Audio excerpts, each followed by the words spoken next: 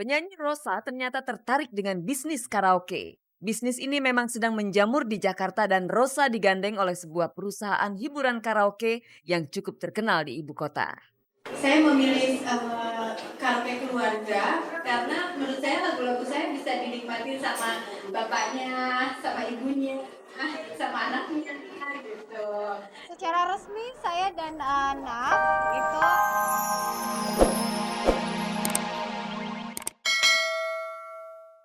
Namun sayang, hingga kini bantuan kemanusiaan belum sepenuhnya tersalurkan. Syahrul sangat menyayangkan atas tersendatnya distribusi bantuan tersebut. Sah-sah saja kalau Syahrul berasumsi ada sesuatu di balik ketersendatan bantuan itu. Asumsi serupa mungkin juga dipegang oleh Gunawan. Oleh karena itu rencananya Gunawan dan Ustadz Jeffrey Al-Bukhari akan terjun langsung ke lokasi bencana untuk menyalurkan bantuan. Saya, contohnya Bella, Bona Sirait, terus Uje, juga insya Allah kita akan berangkat. Tapi yang pasti waktunya kapan, saya kurang tahu persis. Karena di sana juga kan lalu lintasnya tuh sangat crowded banget, bantuan mana-mana dan sebagainya. Ya insya Allah eh, maksud dan tujuan niat baik kita ya untuk memberikan support ke mereka. Apa yang menyebabkan bantuan itu menjadi tersendat? Itu karena mereka tidak percaya melalui media, apalagi nih gue bisa menyalurkan gitu. Karena yang saya lihat di lapangan, sewaktu ada musibah yang lain ya, itu antara organisasi kemanusiaan yang satu dengan yang lain itu seperti ada saing-saingan gitu. Ini kan tujuannya untuk kebaikan, untuk sosial. Tapi kenapa ada seperti itu? Ya mungkin karena ada kepentingan-kepentingan tertentu atau apa. Bencana gempa di Yogyakarta dan sekitarnya datang di saat perhatian banyak kalangan terfokus pada ancaman letusan Merapi. Secara tiba-tiba saja bumi bergejolak tanpa kompromi.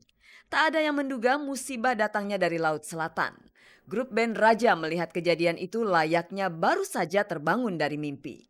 Seminggu sebelum bencana terjadi, grup Raja sempat menggelar konser di Jogja. Namun seminggu kemudian, pemandangan sudah berubah menjadi puing-puing.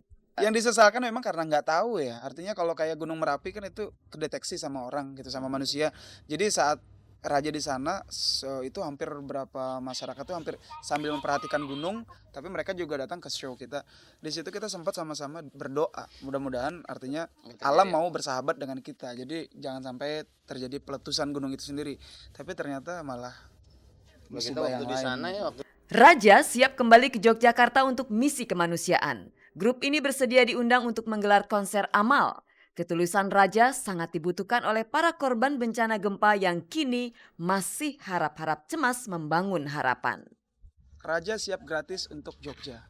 Raja turut berbela sungkawa ya. Karena kita merasa kita sebagai musisi, kita sebagai seniman, sebagai anak band, sebagai orang yang mempunyai kerjaannya hiburan, kita hanya mampu untuk memberikan lewat suguhan perform kita. Jadi kalau memang ada yang bisa memungut materi dari situ untuk disumbangkan ke sana, kita siap bekerja sama. Paling tidak, kalau memang kita tidak dapat memberikan sesuatu yang berupa bentuk, ya mudah-mudahan kita bisa sama-sama berdoa menurut agama kita. Kita doakan mudah-mudahan semua teman-teman saudara kita yang ada di Jogja yang sekarang ini lagi dapat musibah, mudah-mudahan mereka bisa lebih sabar dan memahami artinya ini hanyalah sebuah cobaan.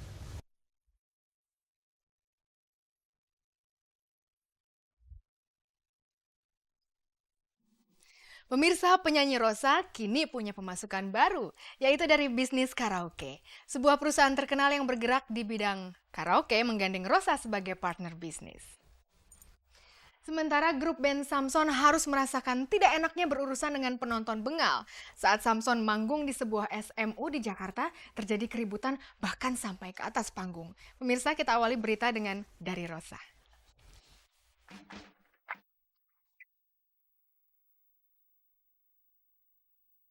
Penyanyi Rosa ternyata tertarik dengan bisnis karaoke. Bisnis ini memang sedang menjamur di Jakarta dan Rosa digandeng oleh sebuah perusahaan hiburan karaoke yang cukup terkenal di ibu kota. Saya memilih karaoke keluarga karena menurut saya lagu-lagu saya bisa dinikmati sama bapaknya, sama ibunya, sama anaknya gitu. secara resmi saya dan anak itu ada kerjasama karena saya saya bangga bahwa karaoke-karaoke yang sekarang lagi menjamur, salah satunya yang paling ada di paling atas itu adalah NAF, karaoke keluarga. Pokoknya memakai lagu dari VCD Rosa, itu secara apa namanya yang bukan bajakan gitu, jadi asli. Jadi saya menghargai sekali dan saya memilih NAF sebagai partner kerja saya. Orang biasanya punya hobi lain di luar profesi yang digelutinya sebagai pelepas rasa jenuh. Beda dengan Rosa. Meski berprofesi sebagai penyanyi, namun dia memilih membuang rasa jenuh di ruangan karaoke. Kadang-kadang meskipun saya penyanyi gitu ya, kadang-kadang kalau lagi karaokean kan lebih manusiawi ya, lebih bebas. Gaya-gaya yang memalukan yang saya di panggung nggak akan pernah tunjukkan. Ya saya sama teman-teman biasanya ya gila-gilaan aja kalau di dalam karaoke, orang nggak ada yang lihat juga kan. Terus kalau di karaoke kan nggak perlu make up, nggak perlu pakai kostum, seru-seru aja.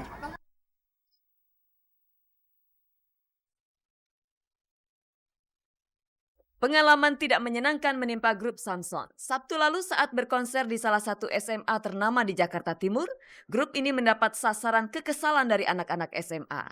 Belum jelas apa sebab musabab kericuhan. Meski Samson sudah berusaha mendamaikan keadaan, keributan malah berlanjut hingga di atas panggung.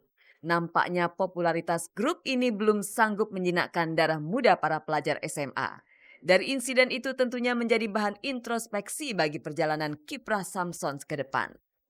Kalau untuk soal kemarin, insidennya kemarin itu enggak lah.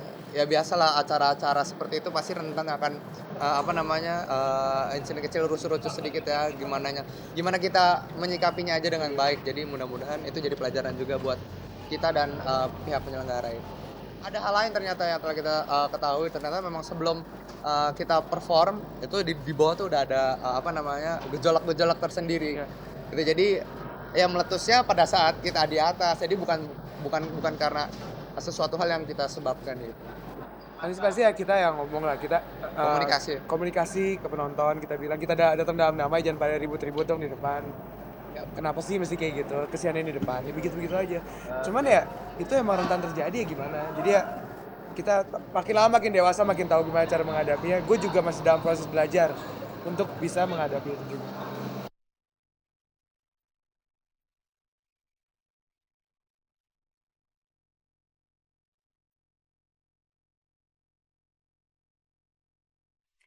Pemirsa, cinta itu bukan monopoli anak muda saja dan sulit ditebak datangnya. Ada dua perempuan cantik, yang satu memiliki dua putri yang sudah beranjak dewasa dan yang satu lagi usianya sudah berkepala 5. Mereka menemukan cinta di usia yang tidak lagi muda. Kedua perempuan cantik itu adalah Teti Lis Indriati dan Uli Arta. Uli Arta bahkan siap naik ke pelaminan dengan seorang pria yang usianya 15 tahun lebih muda.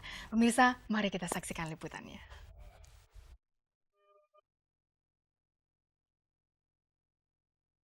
Sudah bukan rahasia lagi kalau Teti Lis Indriati, ibunda artis Marcella dan Olivia Zalianty ini menjalin kedekatan dengan seorang duda bernama Trenggono. Menurut Teti, hubungannya dengan Trenggono hanya sebatas teman. Namun ada kabar yang menyebutkan Teti akan menikah dengan Trenggono, bahkan Trenggono sudah menghadiahi rumah untuknya. Dia punya rumah sendiri, saya punya rumah sendiri, nggak main kasih-kasihan. Buat apa ngasih-ngasih, mereka cukup punya, saya juga punya, jadi... Enggak ada apa-apa. Aduh, salah besar.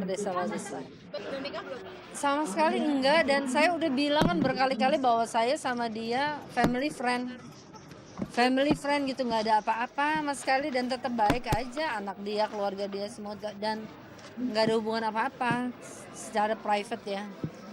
Jika kabar yang menerpa Teti Lis hanya sebatas gosip, tidak demikian dengan Uli Arta. Artis senior yang masih berstatus lajang ini tak lama lagi akan dipersunting oleh lelaki yang umurnya 15 tahun lebih muda dari Uli. Menengok usia Uli Arta yang sudah kepala 5, tentunya sosok lelaki yang dipilihnya secara psikologis lebih dewasa ketimbang Uli. Maklum di usianya yang sekarang, Uli Arta ingin lebih mendapat perhatian daripada memperhatikan. Sejak Januari lalu, Uli berpacaran dengan lelaki pujaannya itu. Rupanya usut punya usut, calon suami Uli Arta tak lain adalah penggemar beratnya sendiri. Dia 38 tahun, tapi laki-laki 38 tahun kan bukan anak muda lagi. Nggak ada, dia muda hanya umurnya yang jauh lebih muda dari aku, tetapi secara cara dia berpikir, pola pikirnya, cara dia bicara, cara dia menginikan aku tuh sangat dewasa. Kayaknya saya nggak merasa bahwa dia lebih muda dari aku. Doakan aja.